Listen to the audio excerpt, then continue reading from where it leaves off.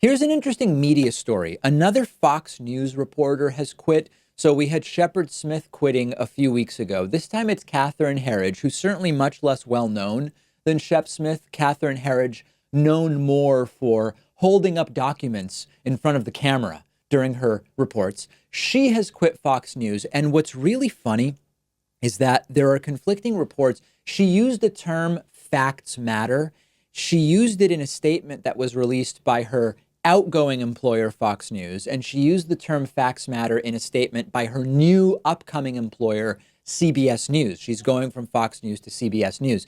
But what's very interesting is that depending on which of the two statements you read, the interpretation of facts matter either can appear to be praise for Fox News or an attack against Fox News. Take a look at the two statements. So the statement released via Fox News was, "I have received great personal satisfaction from mentoring the next generation of reporters and producers and sharing my journalistic values, that facts matter and enterprise reporting will always win the day." This one seems to imply that at Fox News, she was able to share her value that facts matter. Now, when you look at the CBS News statement from Catherine Herridge, CBS News has always placed a premium on enterprise journalism and powerful investigations.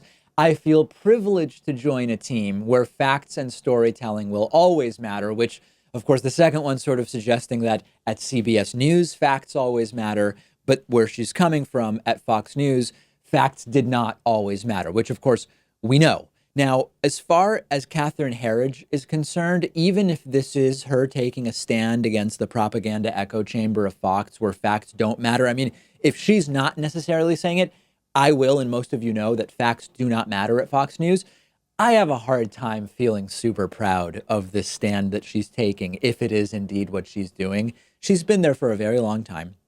Nothing has actually changed now on Fox News, where now it's clearly the right thing to do if you care about facts to quit. But at some point in the past, if you cared about facts, it was okay to be at Fox News.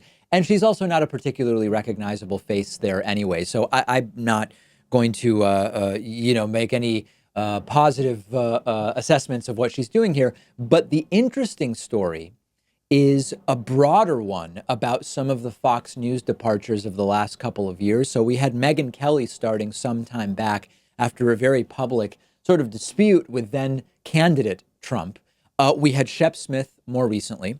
And then, some smaller contributors like Catherine Herridge, who have just more quietly disappeared from Fox News. But in the end, and this is really the big story, Fox is still crushing the ratings. There are some concerning numbers that I'll tell you about in a moment, but Fox News is still widely dominating the cable news ratings. Now, there's an argument to be made that Fox News is the place for a particular type of audience, and therefore they're sort of coalescing audiences that on the other side are kind of split between a broader variety of news outlets. That's the mathematical argument, but you can't deny that they're still widely crushing the ratings.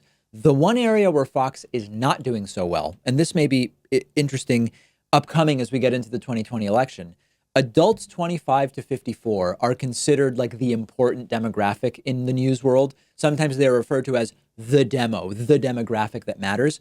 Fox is down 5% in total primetime viewers this past October compared to the previous October of 2018.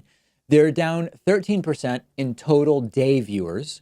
They are down 25% in the primetime key demographic that we're talking about, age 25 to 54. And they are down 27% in the total day demographic of adults 25 to 54. So Fox is doing well. They're beating out CNN. They're beating out MSNBC at almost, if not all times of the day across the spectrum. But they are having a growing problem with this important key demographic of adults 25 to 54. Now, fortunately for them, it doesn't really matter, right? They don't need to be profitable since they have these rich right-wingers that fund them, and that's going to continue. I won't say in perpetuity because nothing lasts forever, particularly in media, but for the foreseeable future. But this also connects to 2020, and it also connects to the growing sort of rift between Donald Trump and Fox News. On the one hand, you have the folks like, Sean Hannity and Jeanine Pirro, and I believe Laura Ingraham, for the most part, is on the Trump train. They are effectively Trump brown-nosers, functioning almost as state media on Fox News on a daily basis. Jeanine Pirro on a weekly basis, I think. But then you've got people like Tucker Carlson, who's not always on the Trump train. You have Shep Smith, who certainly wasn't and has now left. And Donald Trump, over the last year or 15 months, as we've been talking about, has been more and more frequently promoting the even crazier alternative to Fox News, OAN or OANN, One America News Network. So this is going to be an interesting media narrative heading into 2020. Now, remember, in 2016, really 2015, when Fox News was not behind Donald Trump, they were not behind Trump in a less overtly problematic way for the right, because there were all sorts of more establishment Republicans that they could support or be behind, Ted Cruz or Jeb Bush or whoever, until eventually they got behind Donald Trump as it became clear he was going to be the nominee. This time, there is less sort of plausible reasoning for Fox News, a right-wing echo chamber, not to be behind Trump, because there is, at least as of yet, no serious primary challenger to Donald Trump, and it doesn't appear that there's going to be one. So the circumstances would be far different if Fox were not to be wholly behind Trump as we get into the 2020 election. I expect they will be, but I think there might still be some interesting drama to be seen. Let me know what you think about all of this. I'm on Twitter at @DPakman. The show is on Twitter at David Pakman Show. And another reminder, Twitch live streams are back. I did one on Sunday night.